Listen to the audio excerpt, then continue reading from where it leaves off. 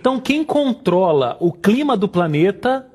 Sol, em primeira instância, Sol. Sol. Raios cósmicos, que vão derivar depois para nuvens. Oceanos, vulcões e principalmente a presença de água na atmosfera. São esses 5 grandes elementos. Quando a gente fala de CO2, quando a gente fala do gás carbônico, a gente está falando da queima dos combustíveis fósseis. Então, o grande exemplo disso é a gasolina. Então, quer dizer que essa história toda do combustível, do trânsito, isso causa poluição, não é verdade? Não podemos confundir poluição com CO2. Eles querem remeter o CO2 à categoria de poluentes. Ele não é. O CO2 é o gás da vida, não podemos esquecer disso. Sem CO2 não existem seres vivos. Vamos começar já por aí, porque nós dependemos de plantas para comer. Sim. Ou se você come carne, mas os animais precisam de plantas.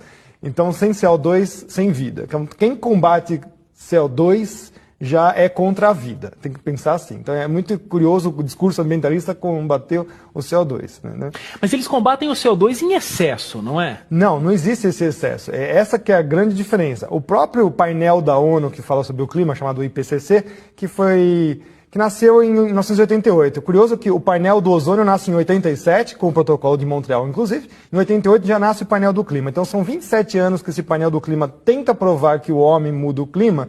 E nos 17 últimos anos a temperatura vem abaixando, né? Isso que é curioso. Então eles ficam combatendo diretamente o CO2, falando que ele que mexe com o tempo, com o clima da Terra. Mas o curioso é que o próprio IPCC admite, quando você lê os relatórios grandões, que a parcela dos homens na atmosfera é muito menor do que deveria ser. Então, na verdade, não é a emissão humana que está fazendo a elevação do CO2. Então, toda a atividade humana, seja ela industrial, seja ela... Muito pequena.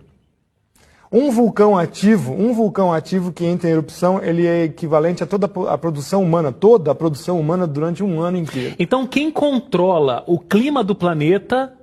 Sol, em primeira instância, Sol. Raios cósmicos, que vão derivar depois para nuvens. Oceanos, vulcões e principalmente a presença de água na atmosfera. São esses 5 grandes elementos.